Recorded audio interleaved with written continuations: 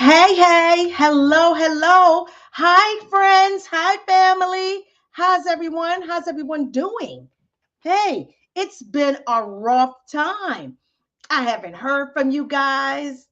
I know you've seen me a couple of times, and you all know that I am busy and I'm getting things done. But I just wanted to stop off in here because a few people were asking, they're giving an idea and they're like, hey, Ernie, you know, I still I know that you wrote a book about overcoming the fear of speaking publicly, but they ain't trying to touch it with a 10-foot sword, honey. They are not trying to touch speaking publicly. But as you know, I have, and I wrote the book, Overcoming the Fear, Mrs. Pepper's Playbook, Overcoming the Fear of Speaking Publicly.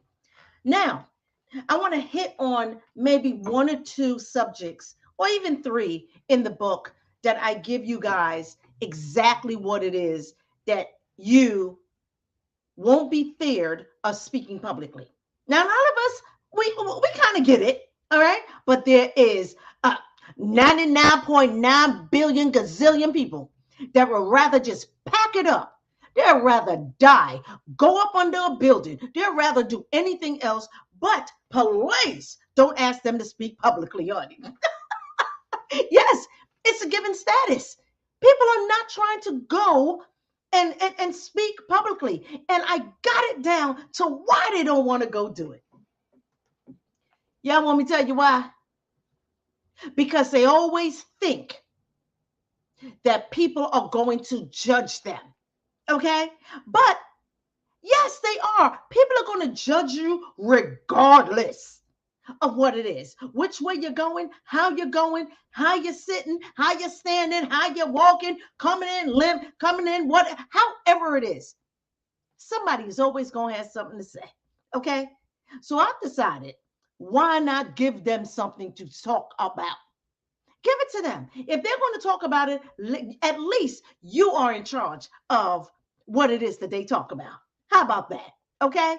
So now, one of the things that is it is number one uno about speaking publicly that I actually put in my book. It is being an expertise.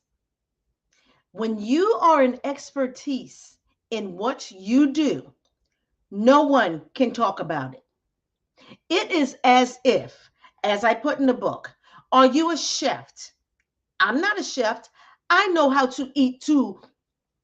I eat for to fill a void, to fill a hunger. I'm not eating for a presentation. I'm not eating for anything else. I'm just eating because this is what I have to do. Now you have chefs out there that cooks, baby. The presentation is off the hook. Okay, they can cook, and they set it up to where the first thing we eat with is with our eyes. We eat with our eyes, okay, and then we smell it. Or it could be the vice versa. Sometimes we smell it, we're like, oh my God, what is it?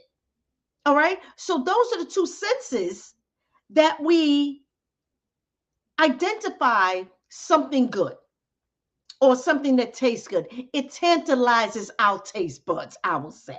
Okay. Don't you agree? Now, the reason why I say to stay within the realm, stay in your niche, okay? Because niches get riches, okay? This is what I was taught. Niches get riches.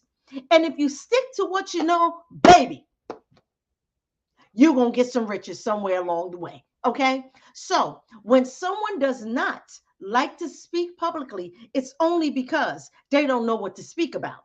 But now, I give you, for instance, if you and I are having a argument or a disagreement about something and you're passionate about what it is that you're saying or what you're feeling or what you're desiring, you speak publicly because at that particular time, you don't care who's listening, right? You don't care who's listening at all. So, this is why I say once you become an expert in what it is that you do, how you do it, what you do it, how you say it, should be the last thing on your mind. because you are the one, you are the unique one within that area of expertise that knows what you're talking about. Now, writing a book, I'm not an expert at this. Okay. I'm definitely not an expert in this. But my coach, who is an expert in it, she blows it out the park every time. The only thing that I'm interested in and what I'm an expert at is speaking publicly. Okay. I do that very well.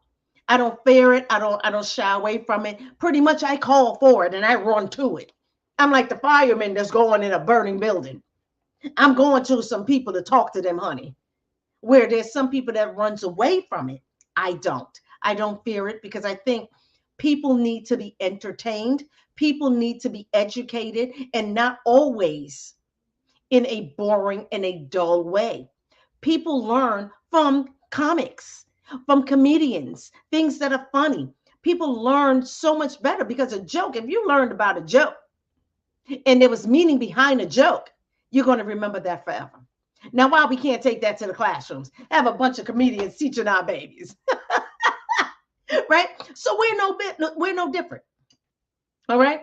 Someone's going to judge you. They're going to judge you anyway. So that shouldn't even be on your list. Cross that out because it should not even be on your list. Okay. Now I have another thing in here. Besides that, besides an alter ego is someone that you don't mind being like. We'll say, is it that you like to act like your best friend, or you like to be a character on TV? This is what a lot of actors do, but we get it twisted at times. We fall in love with the character and not the person. You don't know the person. I'll say that again. You fall in love with the character or the performer. You do not fall in love with the person because you don't know the person. For instance, and I put that in my book also, you have Beyonce, who's Sasha Fierce. Now, Sasha Fierce is fierce on stage. But honey, when you meet Beyonce, you may not like her because she's not as entertainment and she's not basically triggering what it is that you love about her because she only do it when she's performing. And sometimes I think it's not fair that we fall in love with Sasha Fierce and mix her up for being Beyonce because they're totally two different people. Okay? Just as when I get on stage, I'm totally two different people. Okay? Some people will automatically think that when I come home, I perform all day long. No, baby. When I'm out, I enjoy people. I love people. I love keeping a smile on people's faces. I love giving good electricity, the aromas in the room. I suck up the air in a room. Yeah, I can. I can do that. Is it a good thing? Is it a bad thing? Hey, it depends on if you're in the room or not. Okay. And it depends on whose air I'm sucking. Okay. So I say that because this is the type of person I am. If we're going to go and we're getting on stage, I'm going to give you what it is that you've come here for. Give you what you come for, darling. Okay? I give it to you. It's not going to be boring. We're going to have some fun. And you're right. We are going to have some laughs. We're going to have some laughs along the way because you need to have a good time. And this is what I'm here for. I'm to make sure that you have a good time. This is another reason why I don't fear speaking publicly, because it's kind of selfish that I keep all this happiness all balled in and don't share it with nobody. That ain't fair. That ain't right. Okay. That ain't right. Okay. But let's move forward.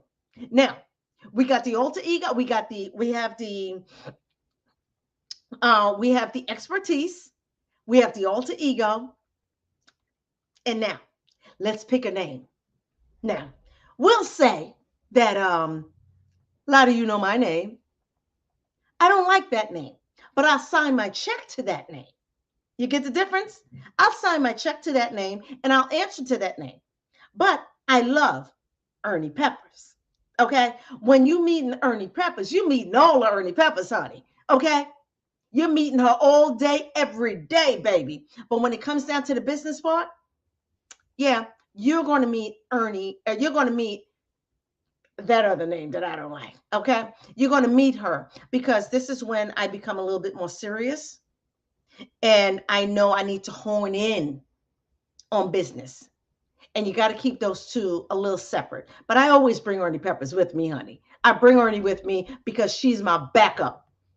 She's my performer. She's my highlight. She's my all electricity. She gives me electricity. She's electrifying. She's magdocious. Is that a word? Magdocious? Yeah, I crack myself up. But she's just amplifies where it is and she meets you there. And she goes past you. That's what Ernie Peppers does. Ernie Peppers will make sure that you have a good time. Okay? So if I'm giving you anything today, I'm giving you my secret sauce for getting out of your own way of speaking publicly. You're doing it anyway. So why not do it? Niches get riches. Isn't that what I told you? Niches get riches. So let's go on out here and get rich. Okay? Because now I'm speaking, and yes, honey, your girl is getting a little riches. Okay? She's getting there. All right? I have a book. I would love for all of you guys to order the book, mrspeppersplaybook.com. It has a lot of fun things inside that you'll read about. I tell you stories, I give you tips, and I even make you laugh. Okay? I speak to you just like I'm speaking to you right now. All right? So look, that's that for this segment. All right? Because I went through my book and I figured I needed something to speak about the Ernie Peppers playbook. Okay? So I'm going to come back and I'm going to give you another part of the book to what I want to share with you and just drown you with all amazing tips and tricks that I use to get me looking magdocious when I'm in front of the stage, when I'm in front of the computer, when I'm in front of a camera, lights, camera, action, baby. All right. So until then, I will see you guys later. And please enjoy the rest of your evening. But I will be right back. Okay. Talk to you later. Bye bye.